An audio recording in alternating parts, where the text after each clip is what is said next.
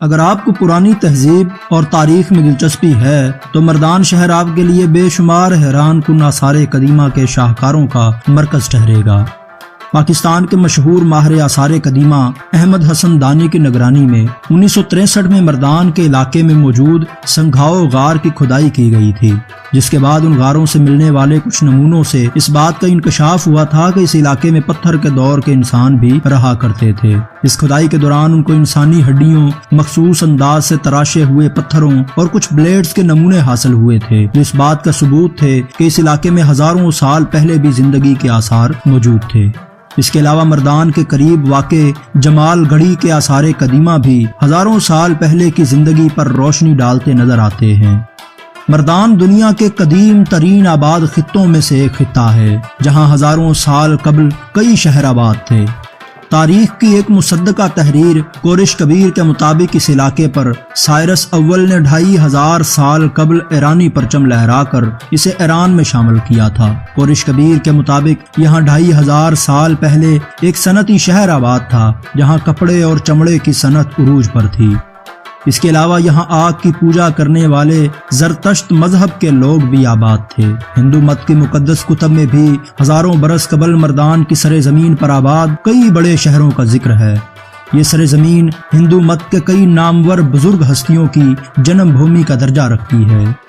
جدید تحقیق کے مطابق مردان میں شہباز گڑھی کے مقام پر ہی ہزاروں سال قبل ہندوؤں کا مقدس شہر ایودھیا آباد تھا، جو ہندو تحریروں کے مطابق 4000 سال پہلے بھی ایک عظیم الشان فصیل بند شہر تھا۔ 1500 سال پہلے نامور چینی سیاح ہیون سانگ نے اس شہر پر تحقیق کی تھی اور اپنی تحریر میں اس شہر کو بدھ مت مذہب کی ایک عظیم ہستی شہزادہ سدن کی جائے پیدائش بھی بتایا ہے۔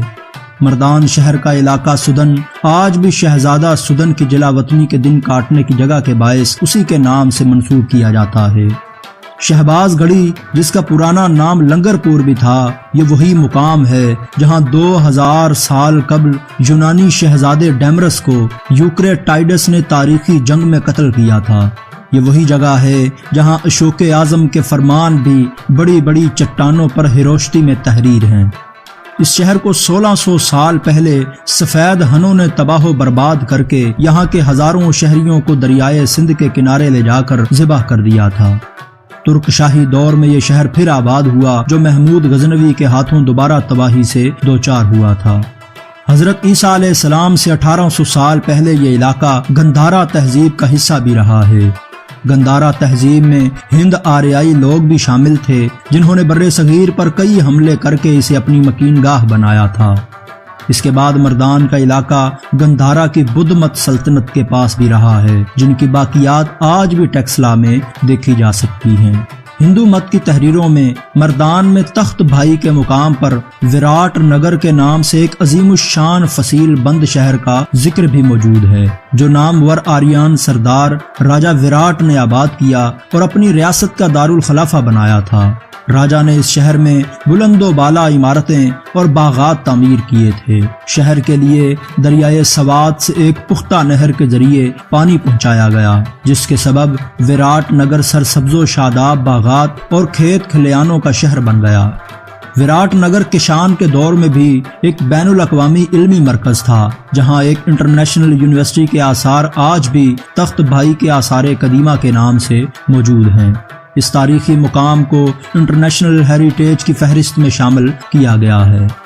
قدیم تحریروں میں مردان کی سرزمین پر کوڈی نگر، پونی پور، کلپانی اور منندر نامی شہروں کے آباد ہونے کا ذکر بھی ملتا ہے، جن میں سے اب صرف پونی پور غوطی مردان کے نام سے آباد ہے۔ قدیم کلپانی نامی شہر کے نام سے اب یہاں صرف ایک نالہ ہے جو مردان کے وسط میں سے گزرتا ہے۔ سدم میں ایک کڑا مار نامی پہاڑ بھی موجود ہے، جو ہندو مت اور بدھ مت کے علاوہ زرتشت پیروکاروں کے لیے بھی ایک مقدس مقام کی حیثیت رکھتا ہے۔ زرتشت مذہب کی ایک نشانی ایک آتش کدے کے طور پر آج بھی کڑا مار پہاڑ پر موجود ہے۔ اس مقدس پہاڑ سے کئی دیو مالائی داستانیں بھی منسوب کی جاتی ہیں۔ یہ پہاڑ پیار اور محبت کی ایک لوک داستان یوسف خان شیر بانو کے حوالے سے بھی مشہور ہے۔ علاقہ سدم میں ایک اور مقدس پہاڑ سیکرا بھی ہے جہاں آج بھی ہندو مت اور بدھ مت کے آثار قدیمہ موجود ہیں۔ یہاں کثیر سمیستا کے نام سے بدھ مت کے دور کی ایک غار بھی موجود ہے جہاں بدھ مت مذہب کے پیروکار عبادت کیا کرتے تھے۔ یہ ایک پراسرار اور خوبصورت غار ہے جس میں ایک تالاب بھی موجود ہے جس میں بارش کا پانی اکٹھا ہوتا ہے۔ اس پہاڑی کے دامن میں بھڑوچ نامی ایک قدیم بستی بھی آباد ہے جہاں آریان دور سے لے کر ہندو شاہی دور تک ایک مقدس بستی آباد تھی۔ محمود غزنوی اور کافروں کے درمیان بھڑوچ کے مقام پر ایک تاریخی جنگ کا ذکر بھی تاریخ کی کتابوں میں ملتا ہے۔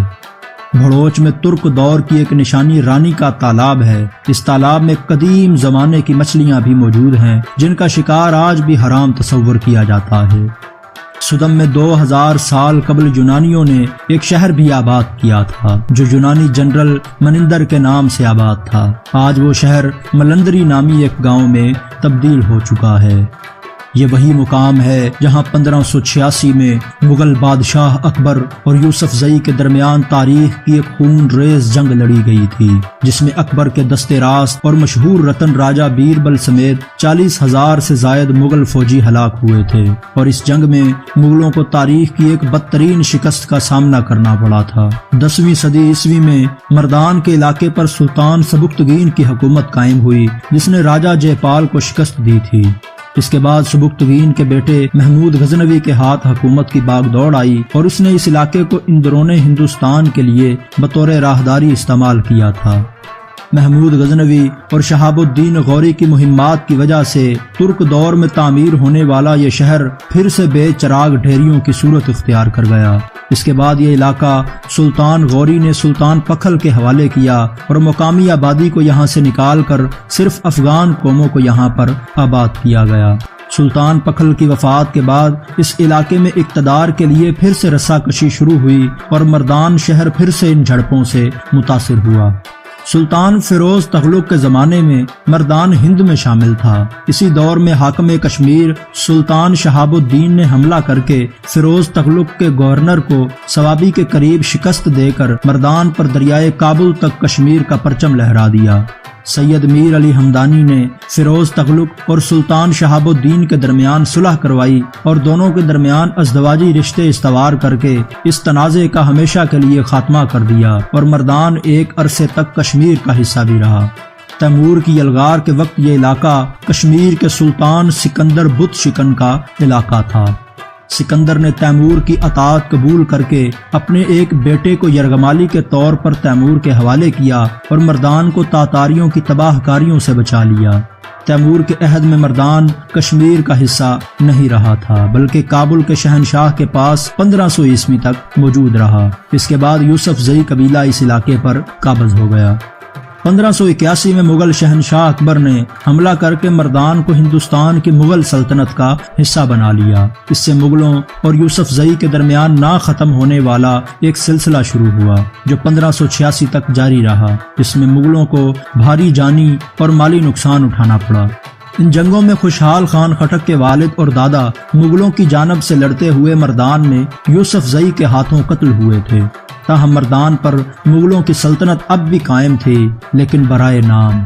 اکبر کے بعد جہانگیر شاہ جہان کے دور میں بھی یوسف زئی اور مغلوں کے درمیان جنگوں کا سلسلہ جاری رہا۔ تاہم مغل اورنگزیب کے دور میں ان جنگوں میں تیزی آئی اور اورنگزیب مردان میں لنگر کوٹ کے نام سے ایک قلعہ بنانے میں کامیاب ہو گیا۔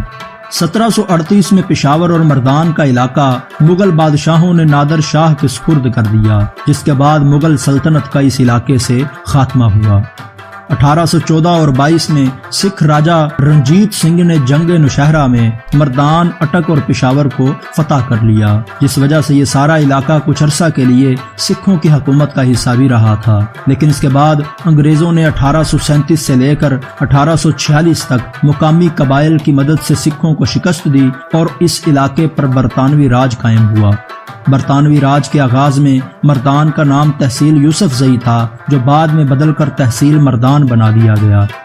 میجر لارنس اس سارے علاقے کا پہلا ڈپٹی کمشنر تعینات کیا گیا تھا۔ اس وقت تک پشاور، اٹک اور مردان کا علاقہ پنجاب حکومت کے پاس تھا، لیکن پھر NWF کے نام سے 1909 میں نیا صوبہ وجود میں لایا گیا اور مردان کو ضلع کا درجہ دے کر اس صوبے میں شامل کر لیا گیا۔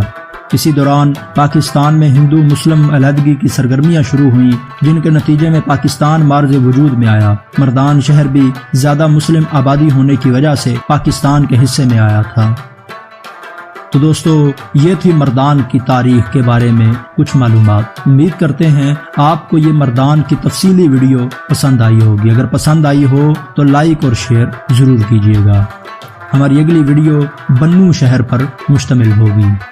اس کے ساتھ ہی نوید احمد فسانہ کو اجازت دیجیے۔ خدا حافظ۔